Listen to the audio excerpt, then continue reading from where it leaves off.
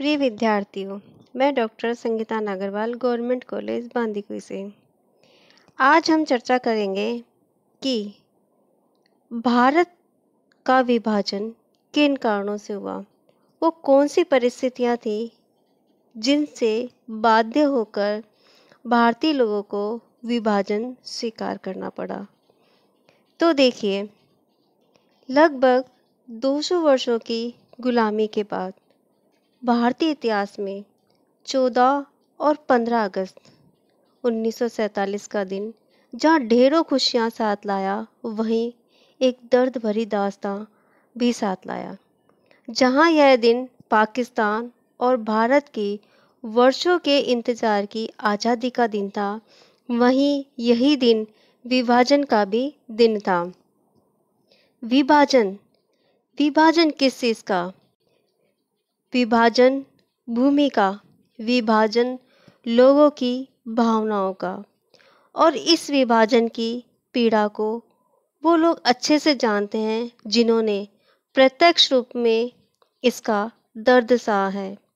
विभाजन के कारण अनेकों लोगों के घर छूट गए, घर आंगन छूट गया, उनके रिश्तेदार छूट गए, अपने छूट गए, और इससे ज़्यादा उन्होंने खून की होली देखी।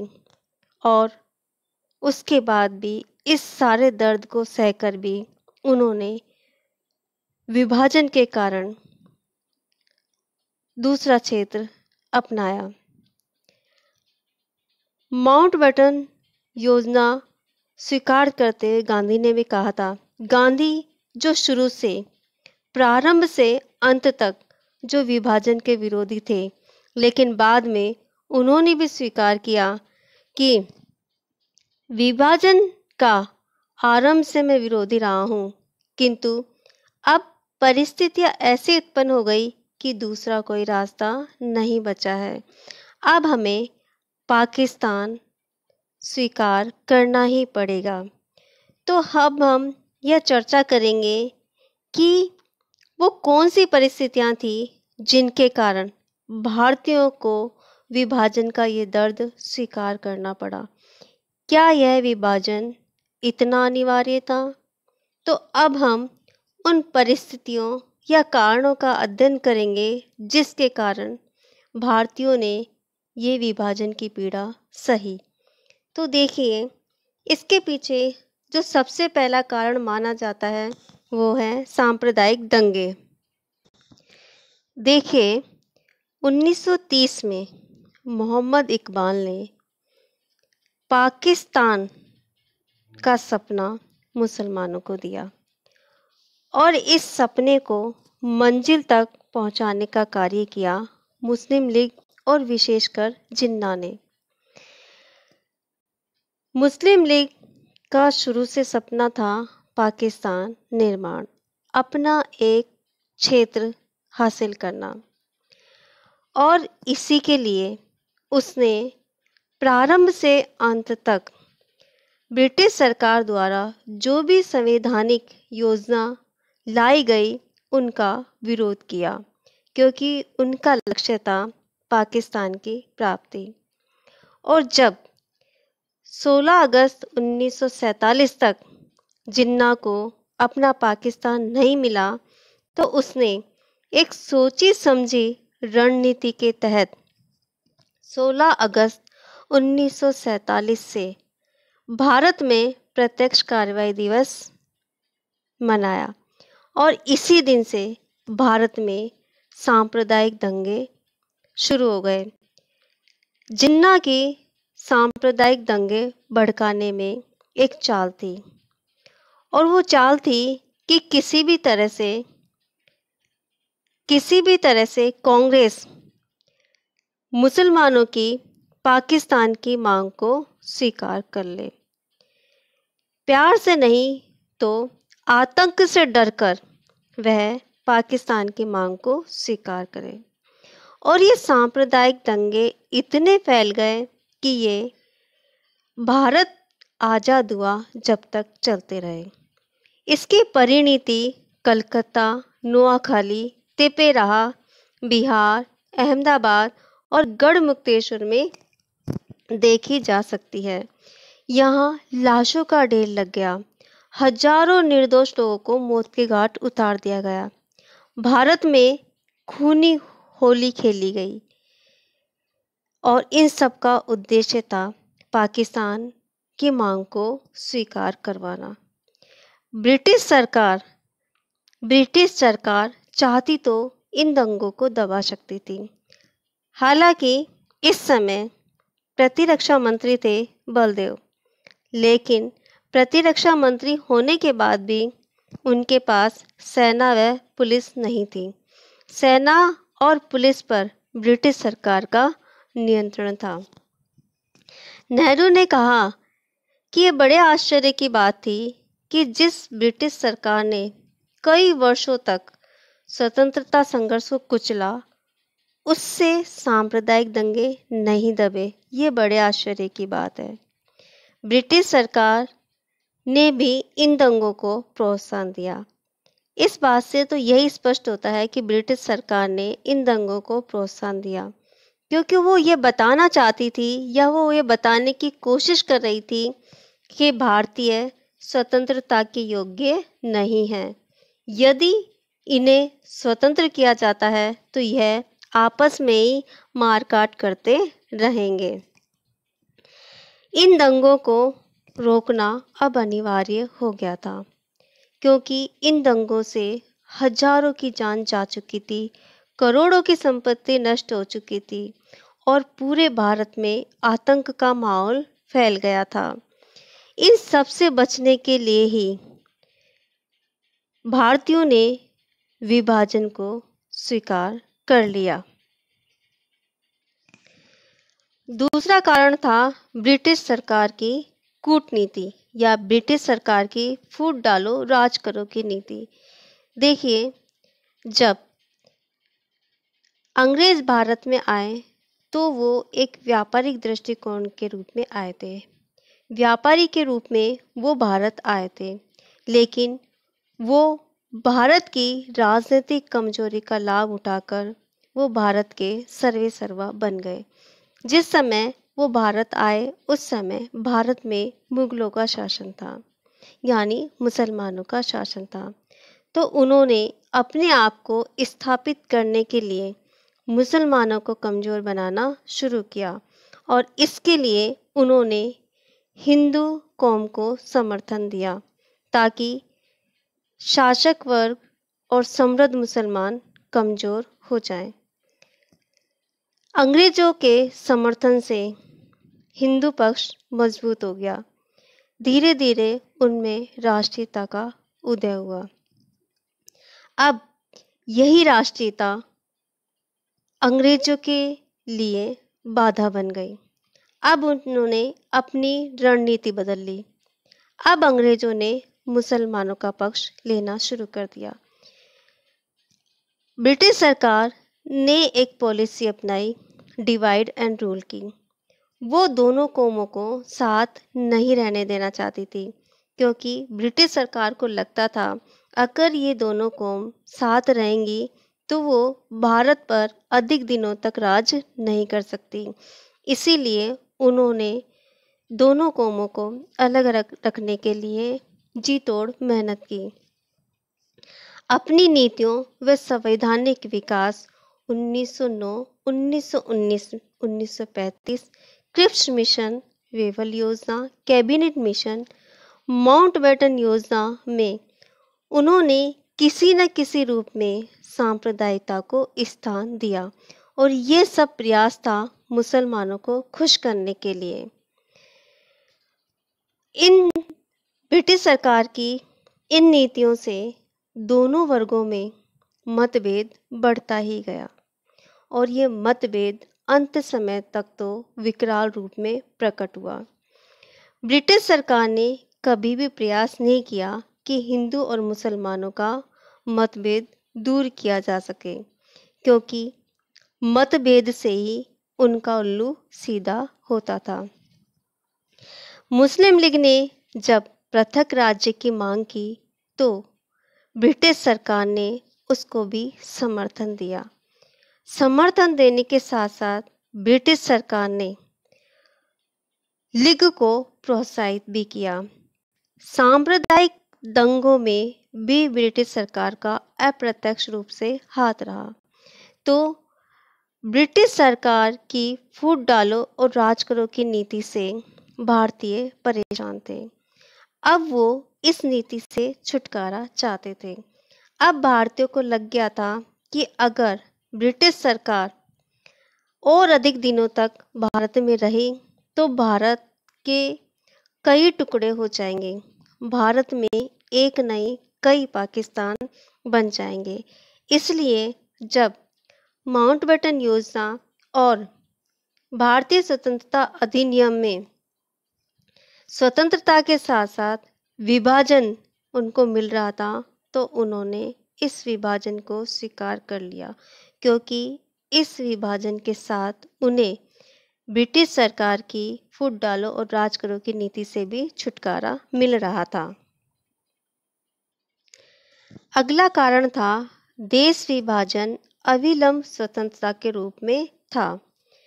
देखिए, भारतीयों का सपना था भारत को आज़ाद करना और इस आज़ादी के लिए हजारों लोगों ने अपने प्राण गंवाए, हजारों लोग शहीद हुए और उन्हीं की शहादत के परिणाम स्वरूप माउंटबेटन योजना व भारतीय स्वतंत्रता अधिनियम में भारत विभाजन के साथ साथ भारत को स्वतंत्र करने की मांग भी मान ली गई थी।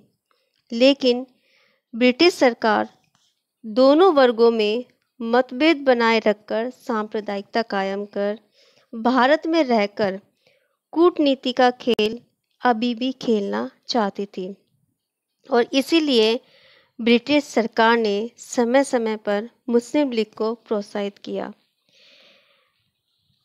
जबरदस्ती मुस्लिम लीग को वेवल ने अपने प्रयासों से अंतरिम सरकार में शामिल किया और उसका एकमात्र उद्देश्य था कि कांग्रेस किसी भी तरह से सफल ना हो और इससे भी आगे बढ़कर पुलिस, प्रतिरक्षा, सूचना और यातायात जैसे महत्वपूर्ण विभाग और पदों पर मुसलमानों को लगाया जा रहा था, जिससे ये मुसलमान पग पग पर कांग्रेस के कार्यों में अड़चन पैदा करते रहे।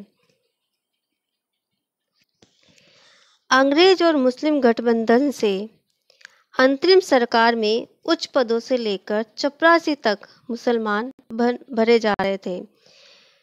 मुस्लिम लीग ने कांग्रेस के लिए समस्या पर समस्या खड़ी कर दी और स्थिति यह आ गई कि यह स्पष्ट हो गया कि मुस्लिम लीग कांग्रेस को किसी भी रूप में समर्थन नहीं देगी। माउंटबेटन यह स्पष्ट कर चुके थे कि यदि ऐसी परिस्थितियों में हिंदुस्तान की पार्टियां हमें ठहरने के लिए कहेंगी तो हमें ठहरना ही पड़ेगा।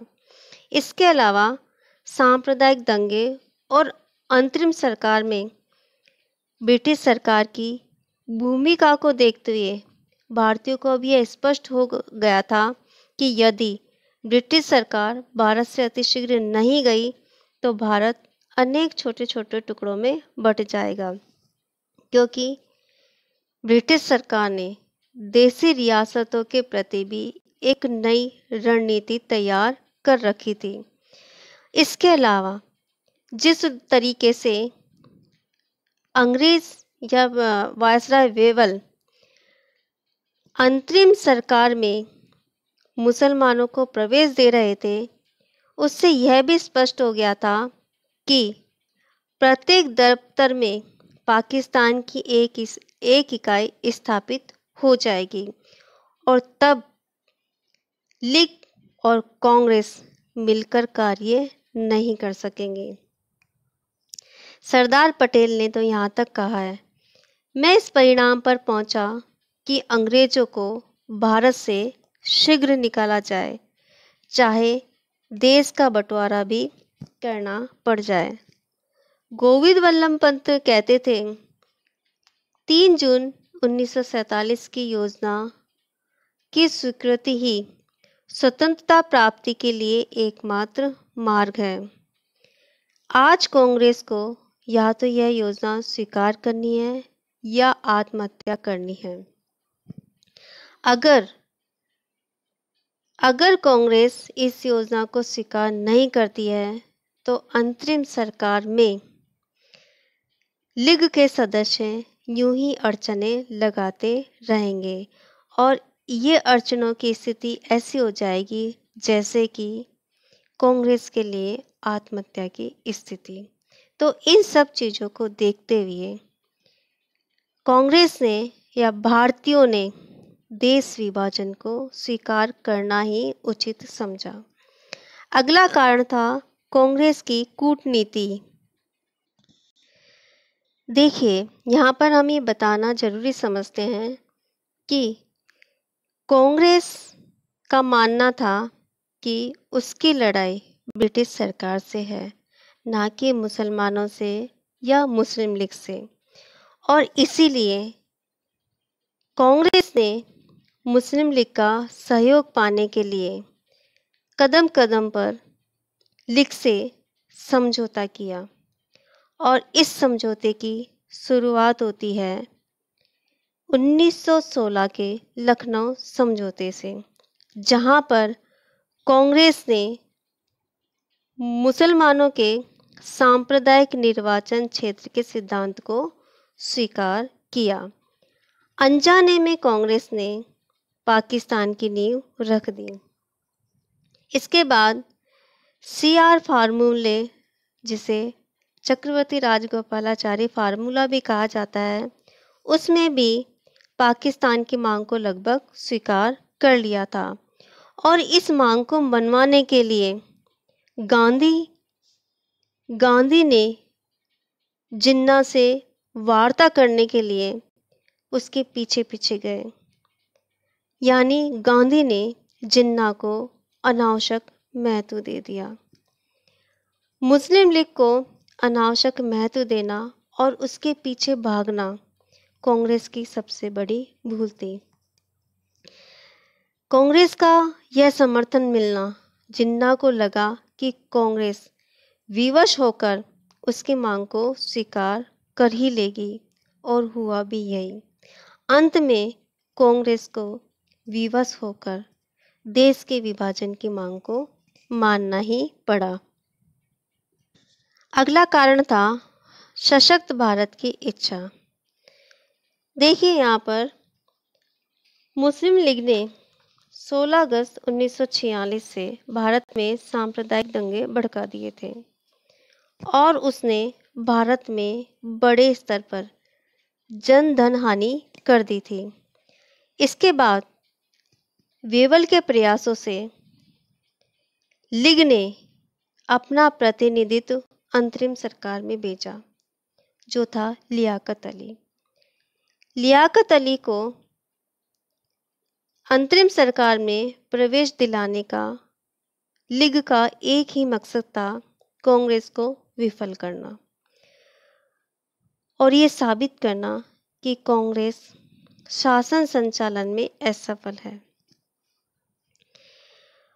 मुस्लिम लीग केंद्र को शक्तिशाली नहीं देखना चाहती थी, क्योंकि केंद्र के निर्बल रहने से भारत कभी भी शक्तिशाली राष्ट्र नहीं बन सकता था।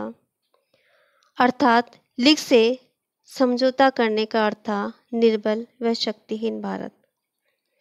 तो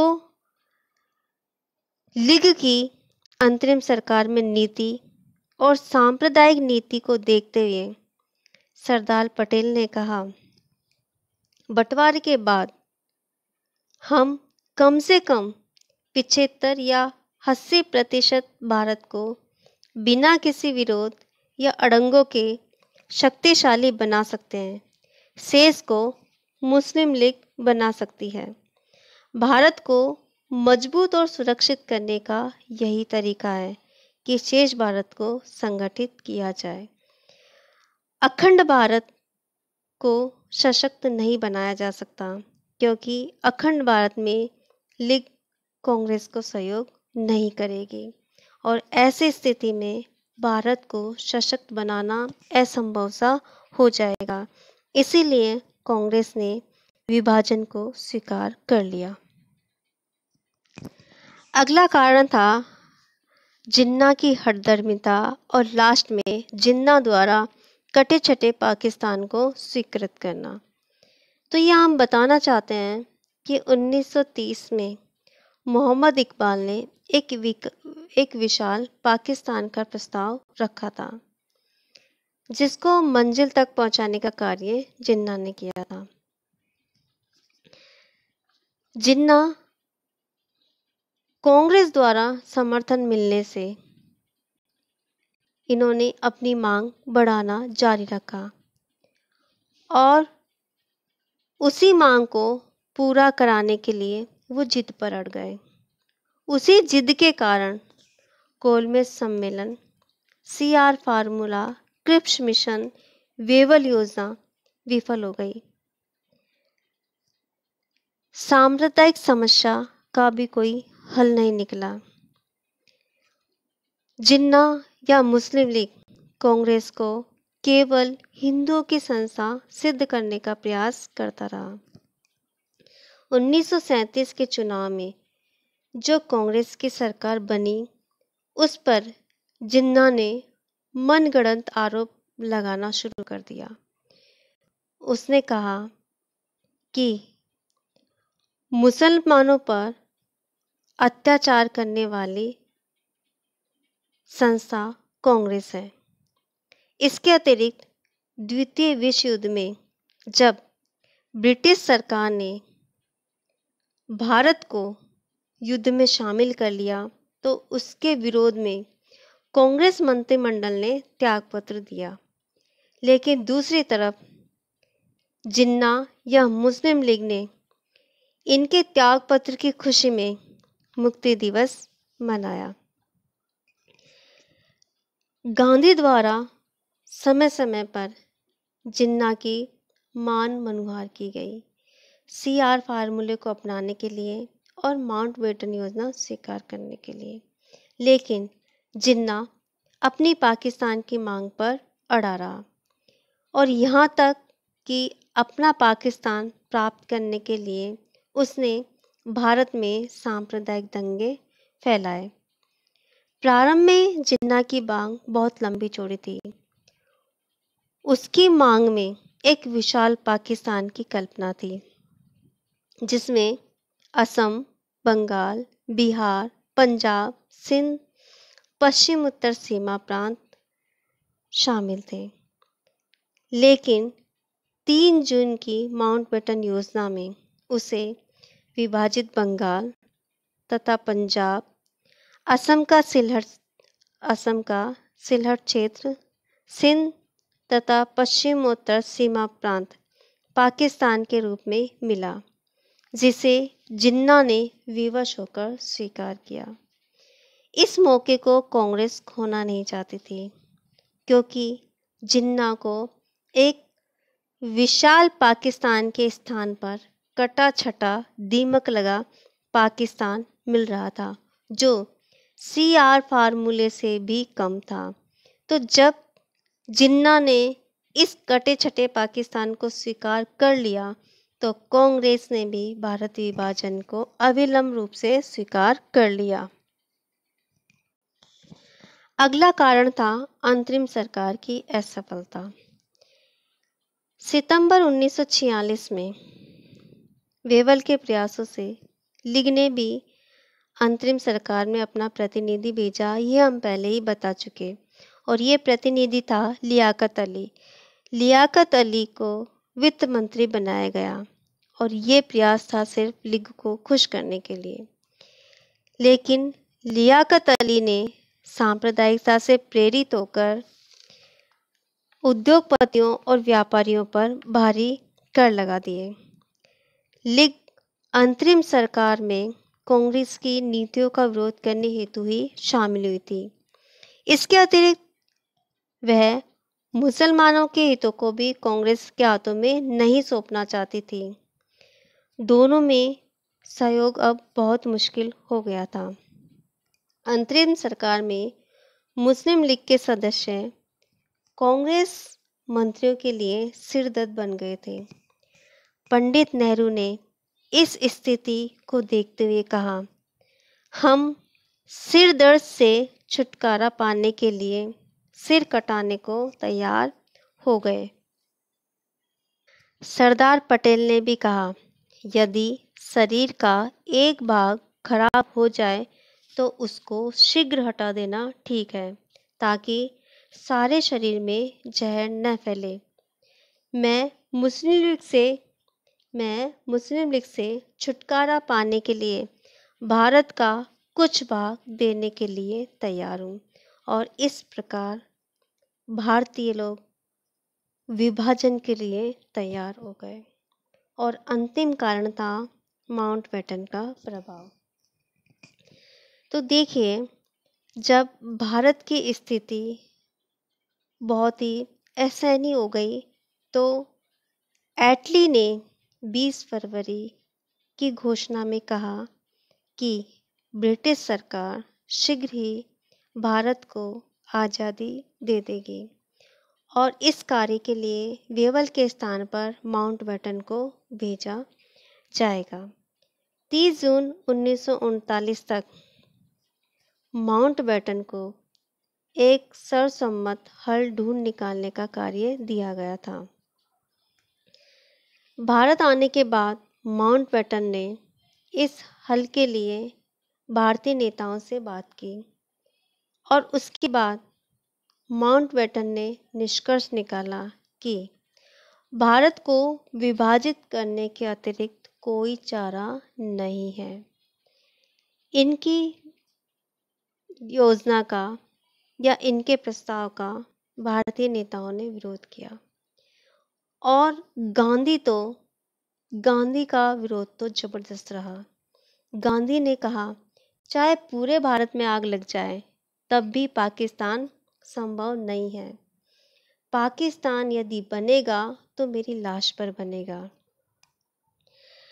अब देखिए, सब नेताओं को तैयार करने के बाद माउंटबेटन ने भारत छोड़ने की तिथि जून 1948 के स्थान पर 15 अगस्त 1947 घोषित की। अब कांग्रेस के सामने दो ही विकल्प थे, गृह युद्ध या पाकिस्तान। गृह युद्ध की स्थिति हम पहले ही देख चुके हैं। मुस्लिम लीग किसी भी तरह से कांग्रेस को समर्थन देने को तैयार नहीं थी।